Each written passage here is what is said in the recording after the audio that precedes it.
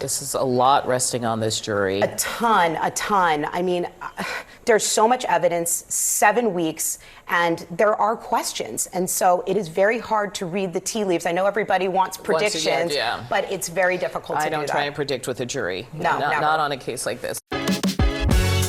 Welcome to At Least You Heard It Here, with your host, former federal prosecutor, Alyse Adamson.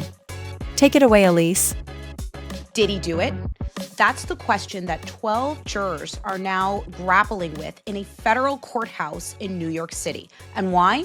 That's because the Sean P. Diddy Combs case has now gone to the jury for deliberations.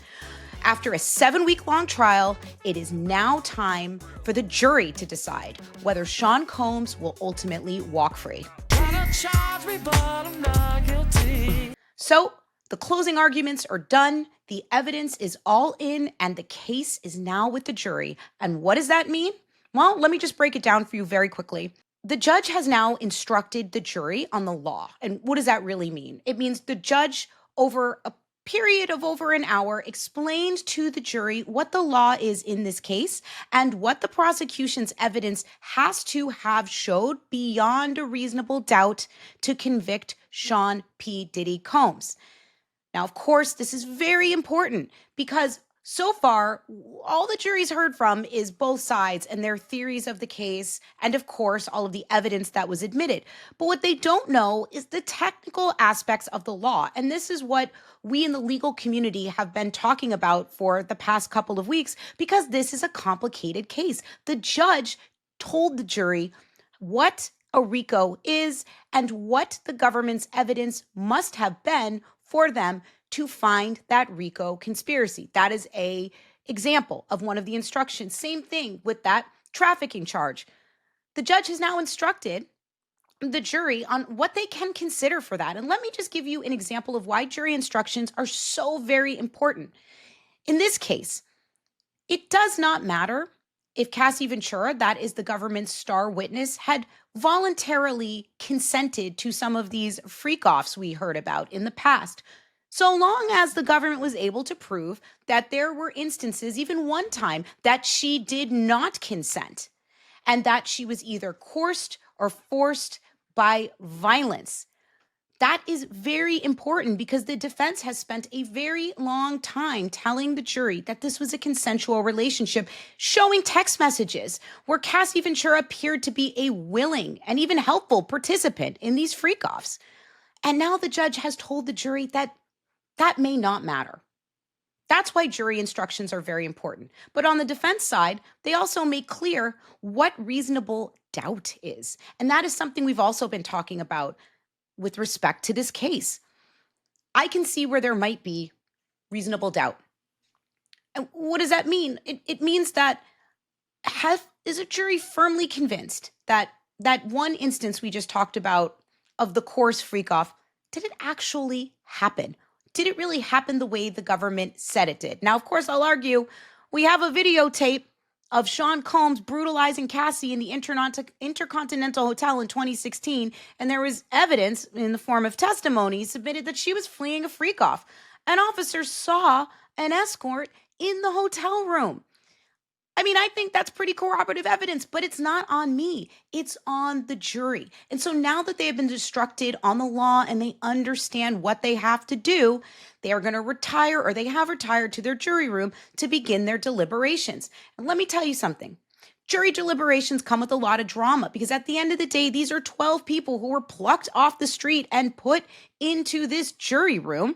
And they represent cross segments of the society, right? Can't be all the same kind of person. They're coming in with different life experiences and viewpoints. You've heard a lot about common sense. That was in the closing arguments for both sides. You don't check your common sense on the door at the door. You're allowed to use your common sense. But what's common sense for one person may be different for another. And that could lead to some charged discussions. The jury doesn't always agree. And in fact, at the real beginning of these deliberations, there was already a jury note that stated there was a juror who wasn't following the judge's directions. And of course, juries are not allowed to reveal anything about their deliberations. It's a secret. So that note was about as far as they can go. But we know something is wrong. A juror's not listening seems to me to mean that the juror was not deliberating. Perhaps they went back there with their mind already made up, which is a big no-no. You're allowed to have been persuaded by the prosecution or the defense, but you have to engage in meaningful deliberations, and that is one of those jury instructions. What happened? The judge sent a note back that basically told them, you have to do your duty and deliberate.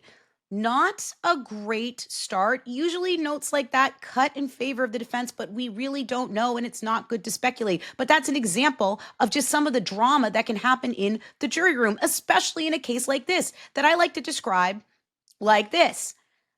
The government's case was technically complicated. It's a very serious case, and we know Combs did some very serious and bad things because we have some of it on video. It's not in dispute. But whether or not he did the things that he is charged with, I say that the government submitted enough evidence to say that he did, but it's hard to understand.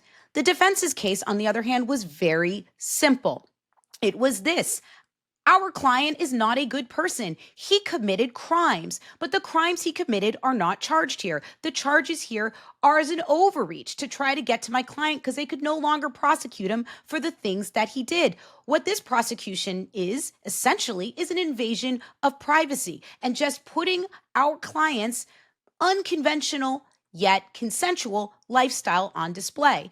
That's a very simple message that does not require a lot of legal know-how or rereading of instructions to get the point. I will say this, I read the entire prosecution closing and it was good. I think that it made a very complicated case a lot simpler, but that doesn't mean that it's easy. So now it's up to the jury. It's in their hands, and the only person the jury can communicate with right now is the judge. So we're going to be looking out for those notes to help us read the tea leaves of what is going to happen. But ultimately, nobody really knows, right? Will he beat it? You can't touch me. Try to charge me, but I'm not guilty. Well, we know from that song, one of those guys did not beat his most recent charges, but perhaps Diddy will. So please stick with me for more updates. I'll definitely give them to you. Go ahead and click like, subscribe, and remember to tell folks, at least you heard it here.